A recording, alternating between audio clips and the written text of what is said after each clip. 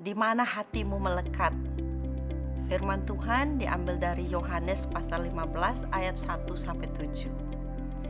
Tuhan Yesus berkata, "Akulah pokok anggur dan kamulah ranting-rantingnya. Barang siapa tinggal di dalam aku dan aku di dalam dia, ia berbuah banyak, sebab di luar aku kamu tidak dapat berbuat apa-apa." Ayat yang kelima. Pernahkah Anda bertanya-tanya, mengapa dalam hidup sehari-hari kita tidak menghasilkan buah roh, yaitu kasih, sukacita, damai sejahtera, kesabaran, kemurahan, kebaikan, kesetiaan, kelemah lembutan, penguasaan diri. Galatia 5 ayat 22-23. Tetapi malah menghasilkan buah kedagingan. Misalnya ketika kita dilukai, kita tidak cepat mengampuni, tetapi malah menyimpan amarah sampai berakar kepada kepahitan.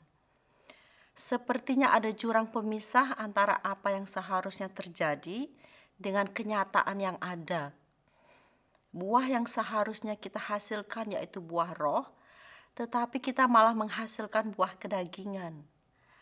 Kalau ini menjadi pergumulan Anda, mari bersama-sama belajar melihat akar dari permasalahan kita melalui apa yang Tuhan Yesus katakan dalam kitab Yohanes 15 ayat 1-7.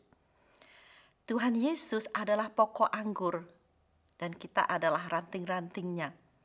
Ranting yang melekat pada pokok anggur pasti menghasilkan buah anggur sesuai dengan kualitas pohonnya. Tuhan Yesus adalah kasih.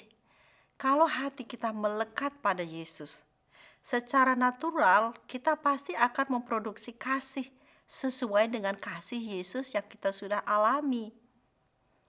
Tuhan Yesus berkata kepada murid-muridnya, "Akulah pokok anggur dan kamulah ranting-rantingnya.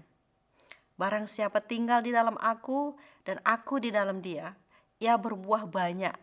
Sebab di luar aku kamu tidak dapat berbuat apa-apa." Kalau kita berbuah tetapi buahnya tidak sesuai dengan karakter Tuhan Yesus, ini berarti hati kita tidak melekat pada Yesus. Kalau kita tidak secara aktif memutuskan untuk melekat pada Tuhan Yesus dengan mentaati firman-Nya dalam kehidup sehari-hari, hati kita akan mudah sekali terjerat oleh keinginan daging, sehingga kita tidak mengalami buah roh. Identitas kita sebagai anak-anak Tuhan tidak berubah, karena Bapa di sorga yang menjadikan kita anak-anaknya di dalam Kristus. Tetapi untuk kita dapat mengalami berkat rohani sebagai anak-anak Tuhan dalam bentuk buah roh, kita perlu bertindak dan memutuskan untuk mentaati firman Tuhan. Di mana hatimu melekat, itulah buah yang Anda hasilkan. Kalau seseorang melukai hatimu, dosa orang ini membuahkan dosa di hatimu yang kemudian membuat Anda ingin membalas atau membenci. Di sini Anda harus memutuskan untuk melekat pada Kristus dan mengingat kasih-Nya yang sudah Anda terima dengan cuma-cuma, dan dengan kekuatan dari Tuhan Anda perlu melepaskan pengampunan. Kalau hatimu melekat pada Kristus, Anda akan memandang hanya kepada Kristus. Apapun situasi yang Anda hadapi, Anda akan mengingat semua hal baik yang sudah Anda terima dari Kristus. Dan Anda akan mengalami buah roh dalam bentuk damai dan sukacita sebagai anak-anak Tuhan. Urusan kita yang utama adalah dengan Tuhan, bukan dengan orang lain.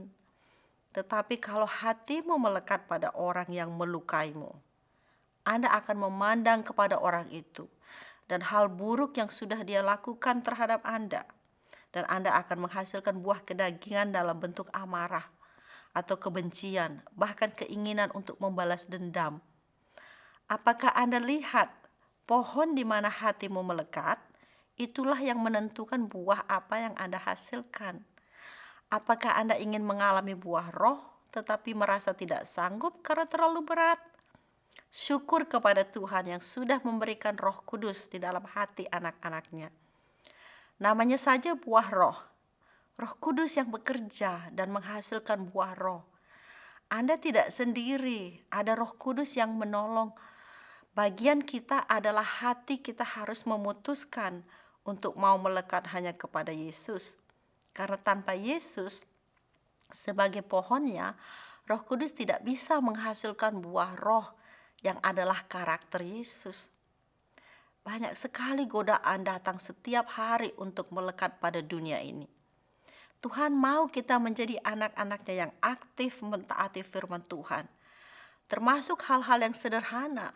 Misalnya, ketika ada orang menggosip kepada saya. Dalam hati saya harus memutuskan apakah saya mau ikut menggosip atau tidak.